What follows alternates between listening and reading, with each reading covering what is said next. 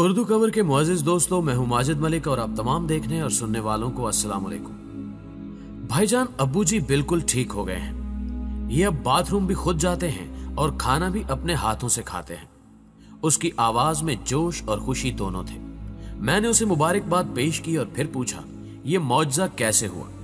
वो बोला हम खुद हैरान हैं। हम इस हालिया वबा की वजह से परेशान थे। हम में से कोई उनके कमरे में भी नहीं जाता था। डॉक्टर और नर्स भी प्रोटेक्शन किट पहनकर ही अंदर दाखिल होते थे। लेकिन फिर अब्बू जी अचानक ठीक होना शुरू हो गए। ये खुद उठे और हमसे गप लगाना शुरू कर दी। हम उनके दरवाजे पर खड़े हो जाते थे और ये बेड पर लेटकर बातचीत करते रहते थे। हम खुश हो गए। लेकिन जिस दिन ये उठकर बाथरूम गए वो हमारे लिए जश्न का दिन था। उसकी आवाज का जोश बदस्तूर कायम था। मैंने एक बार फिर पूछा मगर ये मौजज़ा कैसे हुआ। वो हंसकर बोला भाईजान हम में से कोई नहीं जानता, डॉक्टर्स भी हैरान हैं। मैंने दोबारा मुबारकबाद दी और फोन बंद कर दिया। नाज़रीन ग्रामी, ये मेरे दोस्त का छोटा भाई था। ये एहतराम में मुझे भी भाईजान कहता है। इनके वालिद 5 साल से अलील थे। वो बेशुमार बीमारियों का शिकार थे। दिल भी खराब था, कोलेस्ट्रॉल भी था, दमा भी था, गुर्दे भी खराब थे और ये शुगर के मर्ज में भी मुब्तला थे। 2 साल से बेड तक महदूद थे। खाना भी नर्स खिलाती थी और वो भी लिक्विड। लेकिन फिर ये बुजुर्ग अचानक उठकर बैठ गए हैं। ये हैरानी की बात थी। मैंने हैरत से मजबूर होकर डॉक्टर को फोन कर दिया। डॉक्टर भी कह लगा रहा था। उसका कहना था कि मैं और मेरे कोलीग्स का अंदाजा है कि ये मौजज़ा पोल्यूशन में कमी की वजह से हुआ है। हालिया वबा से पहले हमारी हवा बहुत गंदी थी। हवा के इस गंद ने 50 साल से बड़े तमाम लोगों को बीमार कर रखा था। लॉकडाउन की वजह से कुरे अर्ज का पोल्यूशन इंडेक्स नीचे आ गया, लिहाजा मरीज उठ कर बैठ रहे हैं। बशीर साहब भी उनमें से एक हैं। ये बात सुनकर मैं भी कहका लगाने पर मजबूर हो गया। प्यारे दोस्तों, हम माने या न माने लेकिन ये हकीकत है कि हालिया वबा एक तरफ पूरी दुनिया में बला बनकर उभर रही है।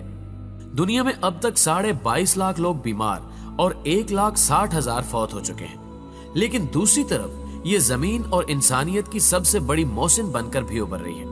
इस वबा की वजह से कुरे अर्ज का पोल्यूशन लेवल 50% नीचे आ गया है और अब अगर कोई शख्स चांद पर खड़ा होकर जमीन की तरफ देखे तो वो दूरबीन के बगैर 7 बड़े आजमों को अलग अलग देख सकता है। वो जमीन की हरकत भी नोट कर सकता है और सोते जागते शहरों का अंदाजा भी कर सकता है। ये वबा और ग्लोबल लॉकडाउन जमीन को 19वीं सदी में ले गया है। फिजा धुल गई है और हवाओं में सब्जे की महक वापस आ चुकी है और ये कोई छोटा मौजज़ा नहीं है। आप ये जानकर हैरान होंगे कि दुनिया में पिछले 1 महीने में अमवात की शरह में 70% कमी आ गई है, क्योंकि दुनिया में मौत की 10 बड़ी वजूहात हैं। दिल के अमराज, कैंसर, एक्सीडेंट्स, सांस की बीमारियां, दौरे, अल्जाइमर, शुगर, इन्फ्लुएंजा, गुर्दों के अमराज और खुदकुशी। 2019 में इन 10 वजूहात से 7 करोड़ 52 लाख लोग फौत हुए। इनमें से आधे बुजुर्ग थे। कुर्रे अर्ज पर रोज 1.5 लाख लोग मरते हैं। लेकिन फिर ये वबा आई और शरह अमवात में कमी आ गई। अमवात में कमी की अब तक की 3 बड़ी वजूहात सामने आई हैं। पहली वजह पोल्यूशन है। खुदकुशी और एक्सीडेंट्स के अलावा अमवात की बाकी 8 वजूहात के पीछे माहौलियाती आलूदगी थी। गाड़ियां, फैक्ट्रियों का धुआं, ग्लास हाउस इफेक्ट, 7.5 अरब लोगों की रोजाना मूवमेंट और जंगलों की कमी ने फिजा में आलूदगी फैला रखी थी। ये आलूदगी सांस के जरिए हमारे जिस्म में दाखिल होती थी और हम बीमार होते चले जाते थे। हमारी हवा में 2 किस्म की आलूदगियां होती हैं। बादलों से नीचे की आलूदगी बारिश से कम हो जाती है, जबकि बादलों से ऊपर की आलूदगी की वाहिद वजह हवाई जहाज है। दुनिया में रोजाना 3 लाख जहाज उड़ते थे।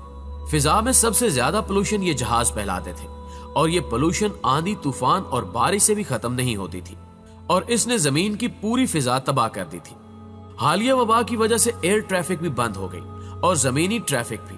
फैक्ट्रियों का धुआं और इंसानी मूवमेंट का पोल्यूशन भी कम हो गया। चुनांचे हमारी जिस्मानी शिकस्त और रीख में कमी आ गई।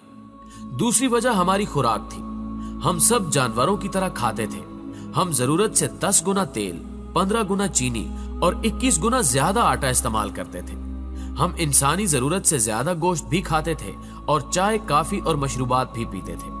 ये खुराक भी हमें बीमार करती थी और हमारी अमवात की तीसरी बड़ी वजह रैट रेस यानी चूहा दौड़ थी।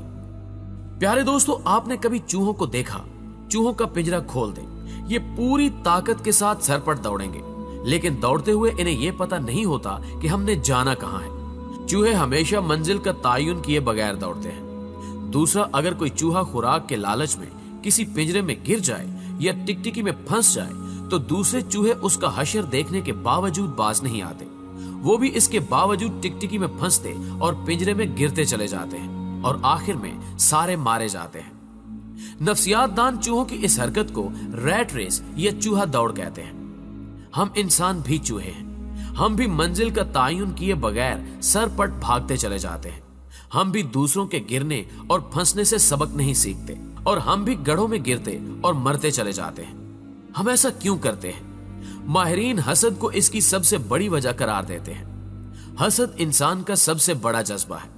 हम दूसरों को जलाने और चिढ़ाने के लिए फांसी तक चढ़ जाते हैं। यह रैट रेस, यह हसद अमवात की तीसरी बड़ी वजह थी। हम दौड़ दौड़ कर थक थक कर मर रहे थे, लेकिन फिर यह वबा आई और दौड़ने वालों को देखकर दौड़ने वाले दोनों रुक गए। रेस बंद हो गई। सारे चूहे सहम कर अपने अपने बिलों के अंदर करंटीना लेने पर मजबूर हो गए। यूं हसद का लेवल भी एकदम नीचे आ गया। चुनांचे हम अगर देखें तो पोल्यूशन कम हो गई। हमने खुराक भी कम कर दी। चाय खाने, कॉफी हाउसेस, बेकरियां, रेस्टोरेंट और शराब खाने बंद होने की वजह से लोग घरों का खाना भी खाने लगे और हमने एक दूसरे से हसद करना भी बंद कर दिया, क्योंकि महल वाला हो या कोठड़ी वाला, दोनों अंदर बंद है। बड़ी गाड़ी भी गैराज से बाहर नहीं निकल रही और छोटी गाड़ी भी गली में खड़ी है। लिहाजा कौन किससे हसद करेगा, कौन किससे जेलस होगा। इस दौरान दो और चीजें भी हुई। हमारे दिमागों पर दफ्तरों और काम का स्ट्रेस भी था। हम माने या न माने, हम इस दबाव के नीचे भी रोज कुचले जाते थे। आप डाटा निकाल कर देख लीजिए, दुनिया में सबसे ज्यादा हार्ट अटैक्स सोमवार की सुबह को होते हैं, क्योंकि छुट्टी गुजारने के बाद काम के ख्याल से ही लोगों के दिल में हौल उठते थे। ये दफ्तर जाते जाते रास्ते में इंतकाल कर जाते थे। दूसरा, समाजी नफसा नफसी हमें चैरिटी और फलाह से दूर ले गई थी।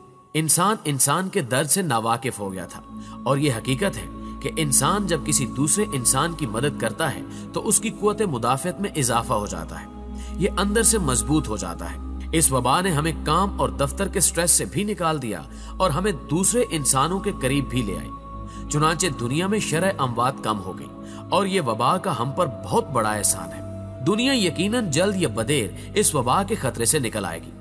हम इंसान लाखों साल से हर किस्म की वबा, हर किस्म की आजमाइश का मुकाबला करते आ रहे हैं। दुनिया में एक ऐसा वक्त भी आया था जब कुर्रे अर्ज पर सिर्फ 2000 लोग बाकी रह गए थे, लेकिन हम इंसान दोबारा 2000 से 7.5 अरब हो गए हैं। हम इंशाअल्लाह इस वबा को भी शिकस्त दे देंगे। लेकिन इस वबा के बाद अक़वाम मुत्तहिदा को पूरी दुनिया से एक ग्लोबल लॉकडाउन चार्टर साइन करवाना चाहिए।